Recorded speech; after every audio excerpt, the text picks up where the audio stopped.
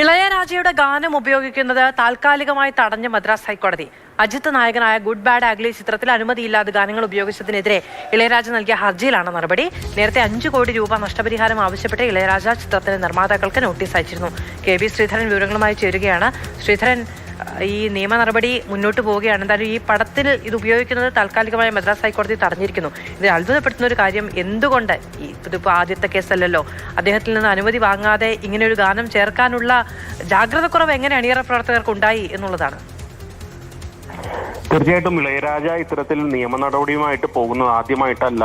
മധു നേരത്തെയും പല സിനിമകളിലും ഇളയരാജയുടെ ഗാനങ്ങൾ ഉപയോഗിച്ചതിനെതിരെ അദ്ദേഹം വക്കീൽ നോട്ടീസ് അയക്കുകയും അതിനുശേഷം അതിന് തൃപ്തികരമായുള്ള മറുപടി ലഭിക്കാത്തതിനെ തുടർന്ന് ഹൈക്കോടതിയെ സമീപിക്കുകയൊക്കെ ഉണ്ടായിട്ടുണ്ട്. ഏതായാലും ഒടുവിൽ ഇപ്പോൾ ഗുഡ് ബാഡ് അഗ്ലി എന്ന് പറയുന്ന അജിത്തിന്റെ ചിത്രം കഴിഞ്ഞ 2 മാസം മുൻപ് റിലീസായ ചിത്രമാണ്.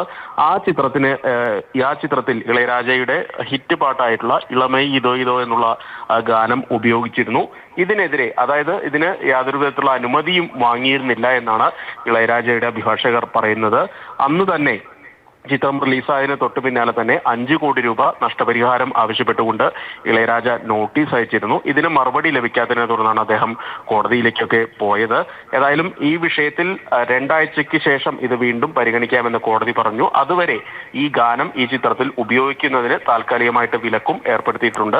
ഏതായാലും ഈ ഇളയരാജയുമായി ബന്ധപ്പെട്ട വിവാദങ്ങൾ ഓരോ സിനിമകൾ ഇറങ്ങുമ്പോഴും അദ്ദേഹം ഇത്തരത്തിൽ വക്കീൽ നോട്ടീസും ഒക്കെയായി പോകുന്നതിനെതിരെ സമൂഹ മാധ്യമങ്ങൾ ഉൾപ്പെടെ വലിയ തോതിൽ ഒക്കെ ഉണ്ട്. പക്ഷേ വിവരങ്ങൾ നൽകിയത്. അജിത് ചിത്രം ഗുഡ് ബാഡ് അഗ്ലിയിൽ ഗാനം ഉപയോഗിച്ചതിനെതിരായ ഇളയരാജയുടെ ഹർജിയിലാണ് ഇപ്പോൾ കോടതി നടപടി.